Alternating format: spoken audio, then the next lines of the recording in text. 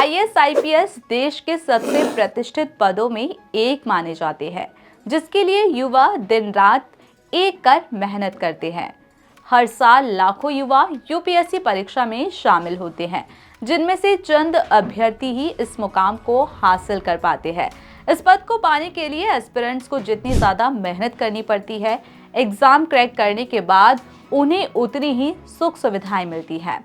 आज इस वीडियो में हम जानेंगे कि यूपीएससी की परीक्षा पास करके आईएएस, आईपीएस, आईआरएस बनने वाले अधिकारियों को कितनी सैलरी मिलती है और क्या क्या सुविधाएं मिलती है। तो आइए शुरुआत करते हैं आज के इस वीडियो की। सबसे पहले बात करते हैं कि आईएएस, आईपीएस का सिलेक्शन कैसे होता है। आईएएस, आईपीएस, आईआरएस जैसे अफसरों का चयन यूपीएससी सिविल सेवा परीक्षा के माध्यम से होता है। इसके लिए एस्पिरेंट्स को 3 चरण की परीक्षा देनी होती है। सबसे पहले प्रारंभिक परीक्षा होती है।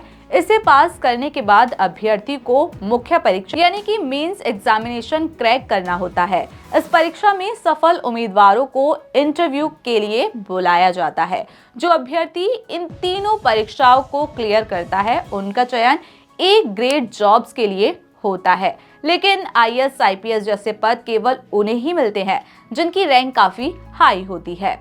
अब बात करते हैं कि कितनी आईएएस, आईपीएस अधिकारियों को सैलरी मिलती है। आईएएस, आईपीएस अधिकारियों का चयन होने के बाद इन अधिकारियों का बेसिक पे यानी शुरुआती सैलरी 56,100 रुपए से होती है। बाद में अनुभव व योग्यता के आधार पर लगभग 1.5 लाख रुपए तक सैलरी हो जाती है। इनमें से कई अफसर जब 37 साल की सेवाएं पूरी कर लेते हैं और अपने वरिष्ठता क्रम में कैबिनेट सेक्रेटरी के समकक्ष तक पहुंच जाते हैं, तब उनकी सैलरी 2.5 लाख रुपए तक हो जाती है। अब ये जानते हैं कि इनकी सैलरी कैसे बढ़ती जाती है।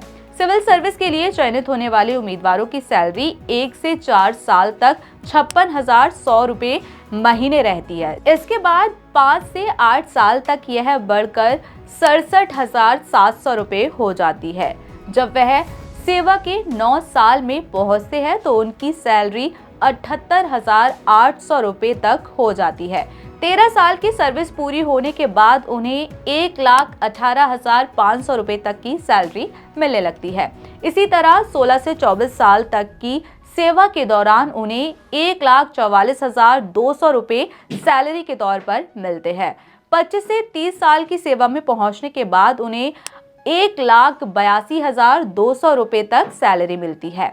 ऐसे ही 37 साल की सेवा पूरी करने के बाद अधिकारियों की सैलरी 2.5 लाख रुपए तक पहुंच जाती है। अब बात करते हैं कि ऑफिसर्स को इसके अलावा क्या क्या सुविधाएं मिलती है।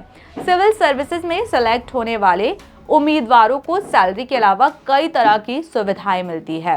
आईएएस, आईपीएस अधिकारियों को प्रमुख शहरों में सरकारी आवास की सुविधा मिलती है। इसके अलावा ड्राइवर सहित सरकारी वाहन, परिवार के लिए सरकारी अस्पतालों में चिकित्सा सुविधाएं मिलती है।